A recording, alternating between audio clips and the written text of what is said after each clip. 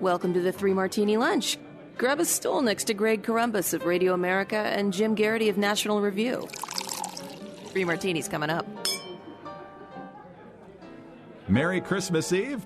Take a stool. We're here for the second installment of our end-of-the-year Three Martini Lunch Awards. The Crystal Martinis are being handed out, 3 awards in each of our final 6 episodes of 2019. If you weren't with us on Monday, we went through the most overrated, underrated, and honest political figures of 2019.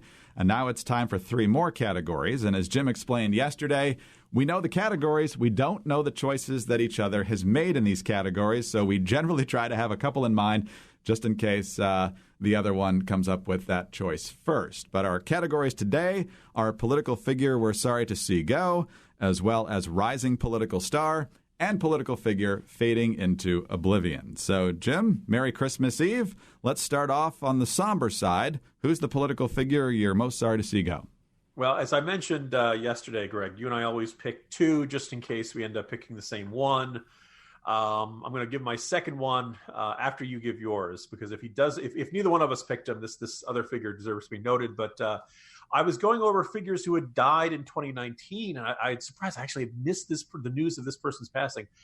Patrick Cadell, the pollster, who people may remember being a ubiquitous Fox News presence. He joined us on a National Review cruise a couple of years ago, and boy, in addition to everybody enjoying him on television, his insight, his wit, his intellect, his ability to really get down to the nub of what people were thinking and feeling about American politics, boy, this guy just had people eating out of his hand. He went about a guy who could bring a crowd of National Review readers on a cruise ship to their feet. And let me tell you, Greg, we have an older audience. They don't get up to their feet easily anymore. There's a lot of creaking and cracking and all that kind of stuff. Just a warm guy, a smart guy, very insightful in the way he looked at things.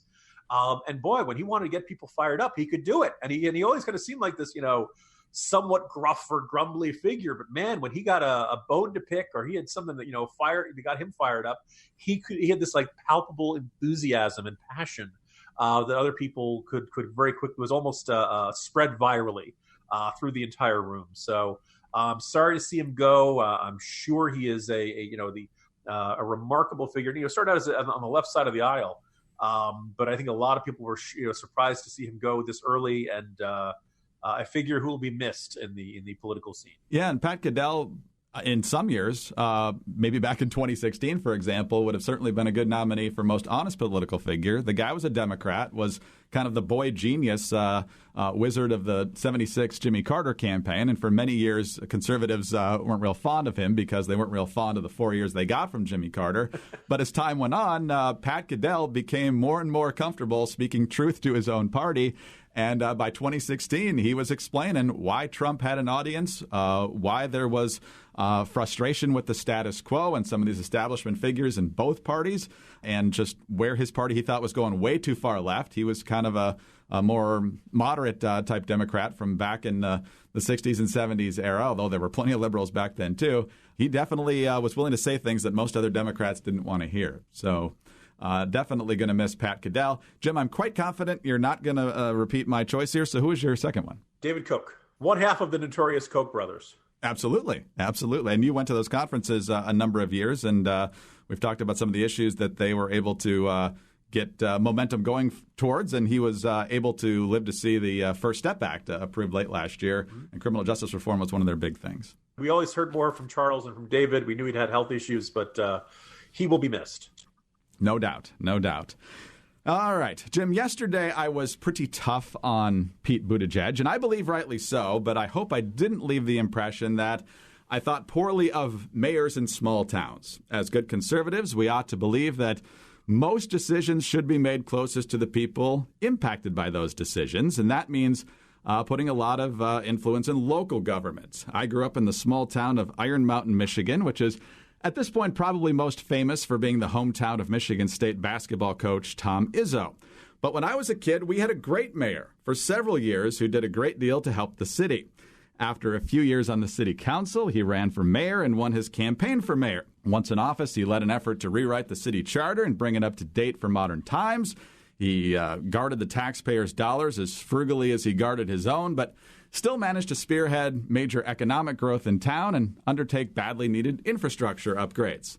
He chose not to run again after 6 years as mayor, realizing that was enough. And after all, that's not exactly a profitable enterprise in a small town, and he had a business to run.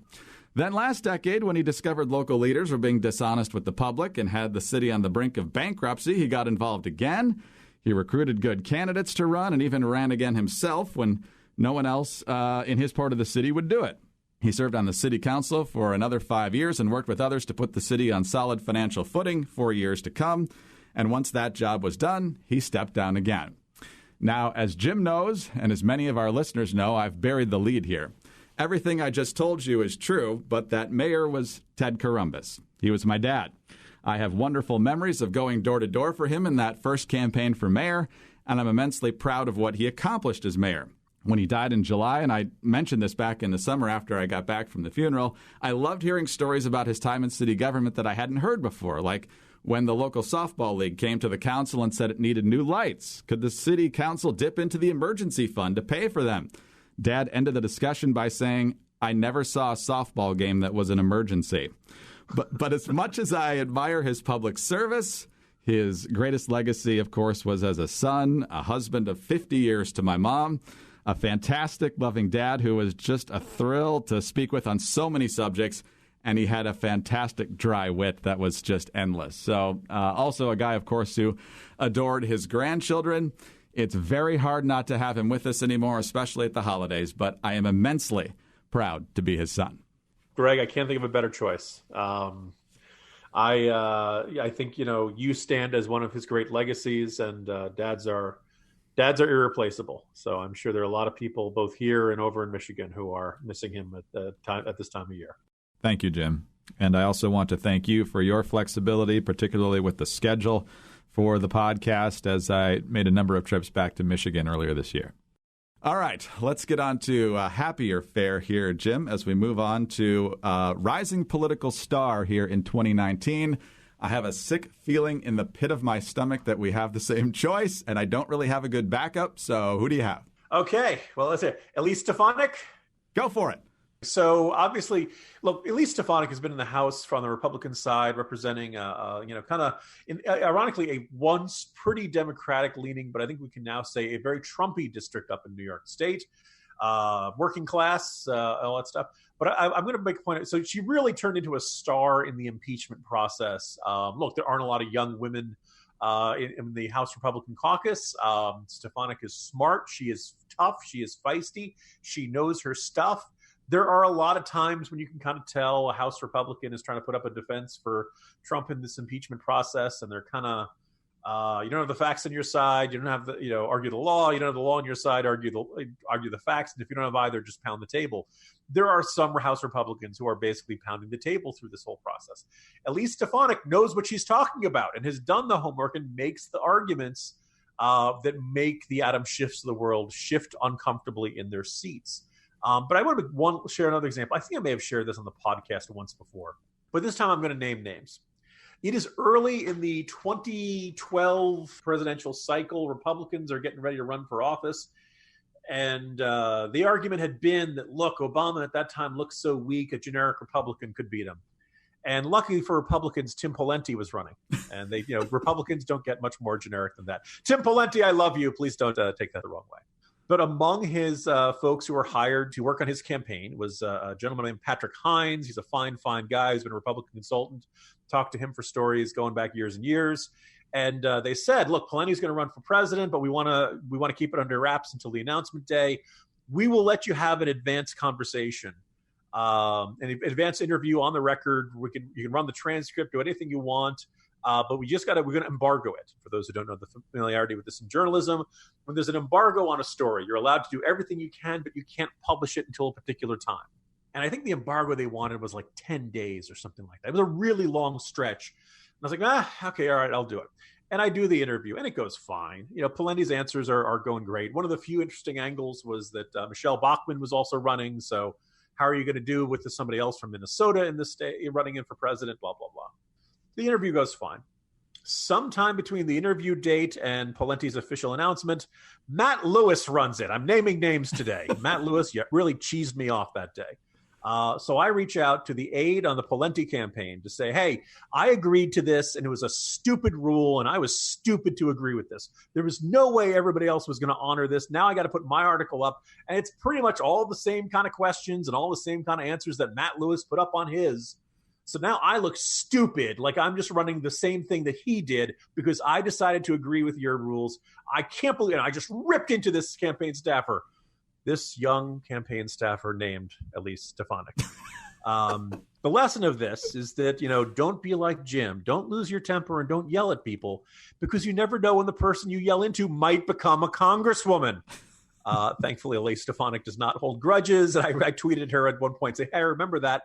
Sorry about that. And she's like, don't worry about it, and I haven't been audited or anything like that. So, but, just an observation about somebody who was always very bright and really not that long ago in a very junior position, who is now indisputably, I would say, one of the great rising stars of the Republican Party and conservative movement. My choice for the rising star of 2019. That's a really good choice. Yeah, she really stood out. She was because one of the things in these hearings is people who love to go off on rants, and they don't necessarily spend a lot of time talking about facts in these congressional hearings. And she was passionate, but she was very much focused on the substance of the issue and where Adam Schiff and his allies were falling short on actually backing up their claims and so many other things. But, Elise Stefanik is definitely entering 2020 in a different political posture than she entered 2019 as a result of her work on the Intelligence Committee and those public hearings related to impeachment. Jim, my choice is Florida Governor Ron DeSantis. This is a guy why did I think of that one? Good choice. Been around a long time, relatively speaking. He's spent a few terms in Congress. I'm not sure if it was 3 or 4. You might remember when Marco Rubio insisted while he was running for president that he would not, if he didn't win the nomination, run for Senate again. DeSantis jumped in. Then Rubio didn't win the nomination and figured, well, I think I do want to run for re-election. DeSantis jumped back into the House race. Well, in 2018, with Rick Scott deciding to run for Senate against Bill Nelson, DeSantis decided to jump in for governor. And DeSantis had been a very reliable conservative congressman.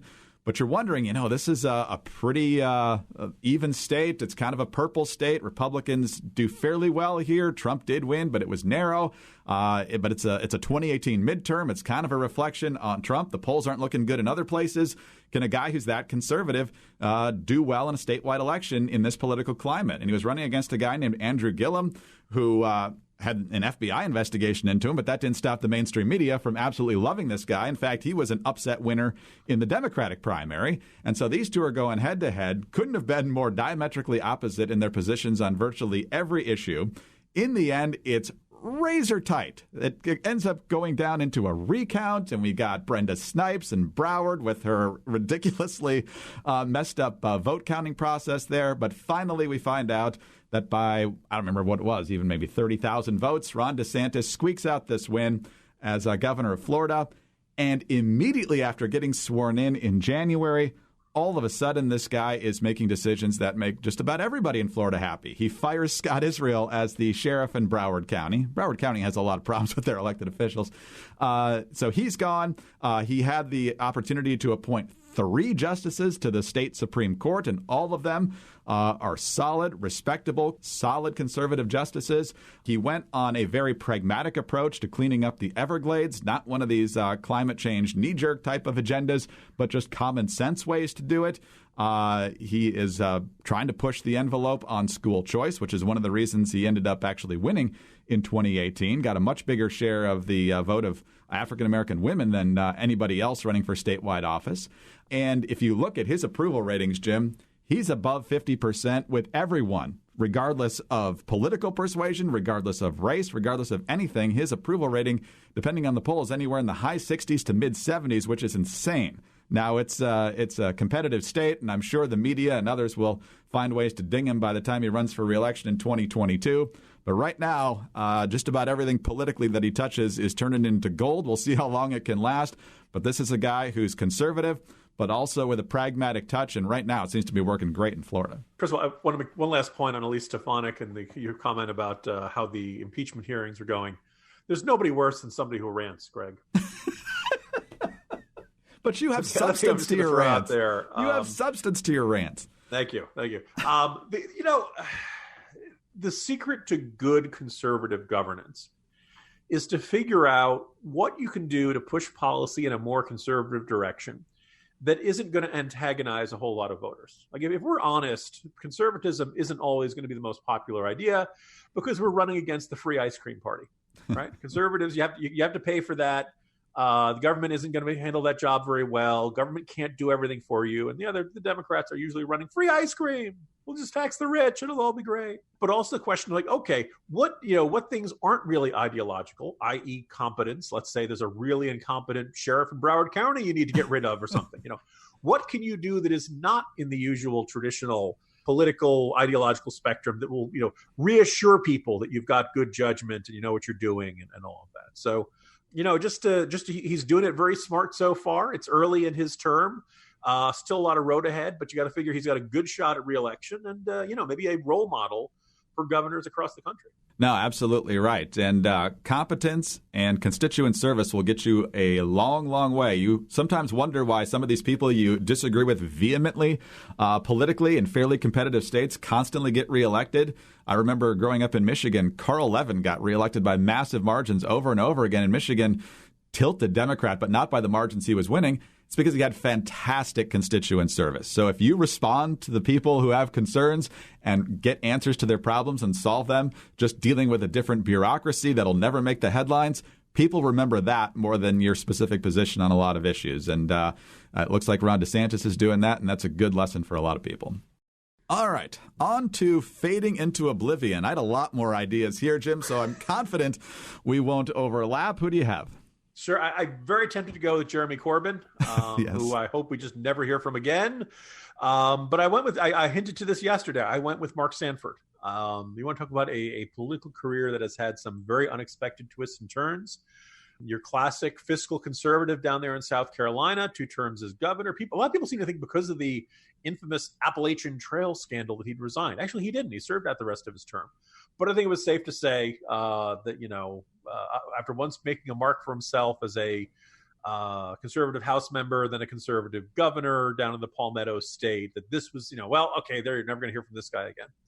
And then a few years later, you did. And Mark Sanford, it's an exaggeration to call him as a family friend, but, my dad has been active in Republican politics down in the Hilton Head area, not as a candidate or anything, but mostly as a volunteer and party, coordinator and all that kind of stuff. And he got to know Mark Sanford. The one time in my life I've ever had to issue a disclaimer saying that my father was listed as someone who had formally endorsed someone, was with Mark Sanford's campaign running for the House. He was kind enough, and I have no illusions about this, to give me one of the first interviews when he decided to run for the House.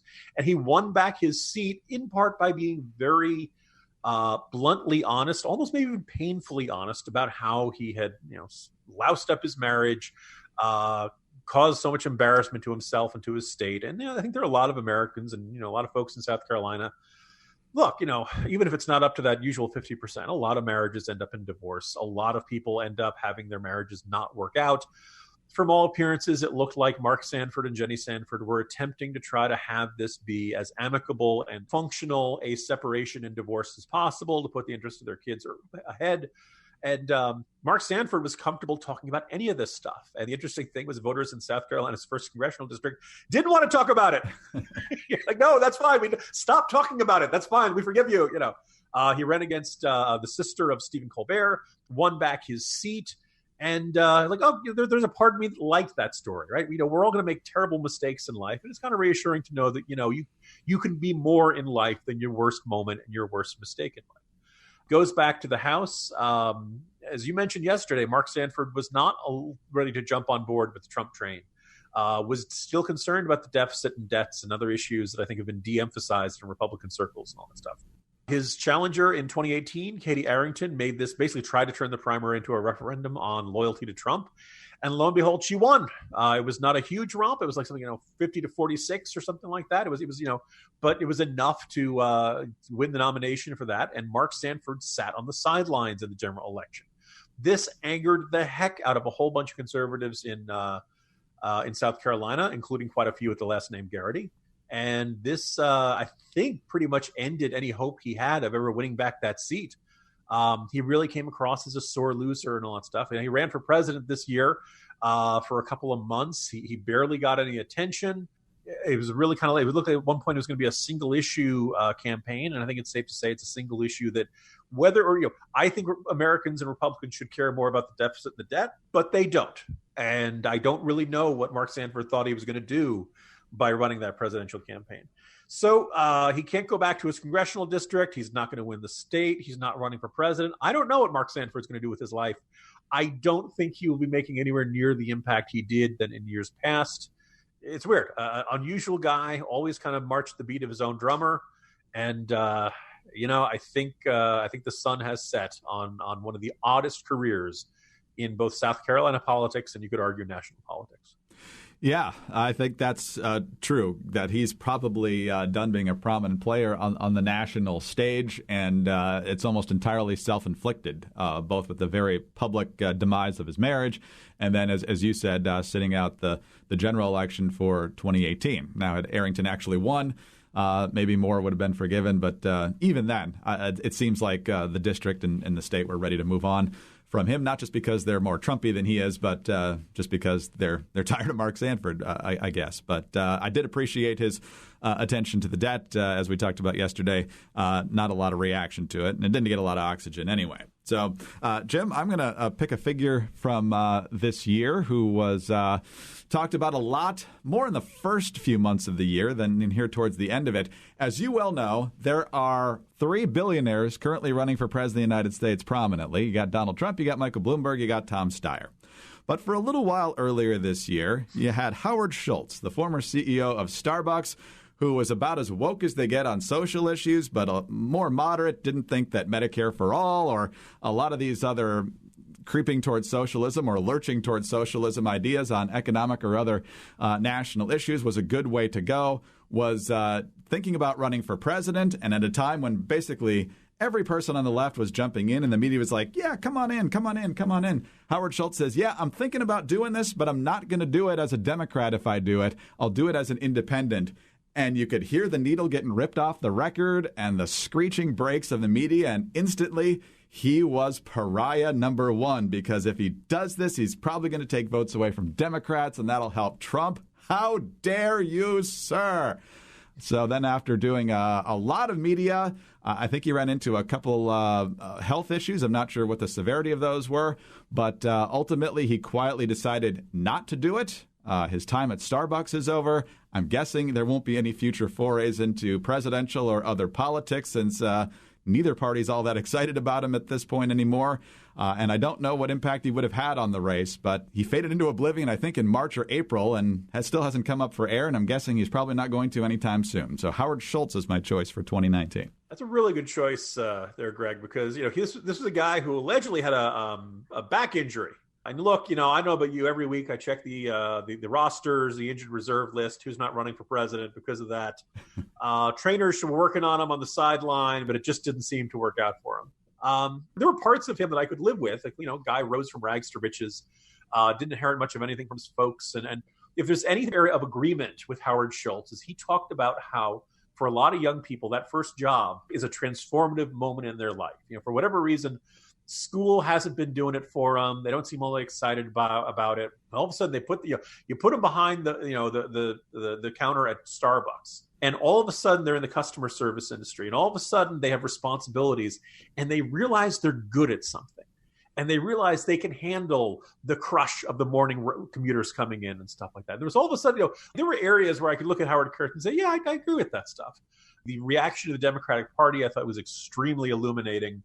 And I think you're right. I think this was an indication that, maybe there may be a day in the future where the Democratic Party is more open to billionaire entrepreneurs running on their ticket. But this wasn't it, and it doesn't look like they'll be running anytime soon. We'll find out. Jim, in the meantime, tomorrow's Christmas. We will not have a podcast on Christmas, so enjoy that time with your family and friends. We'll be back on Thursday with a brand new series of year-end awards for the 3 Martini Lunch. So to all our listeners, and of course to you, Jim, Merry Christmas. Merry Christmas, Greg. Merry Christmas to all. Tune in again on Thursday for the next 3 Martini Lunch.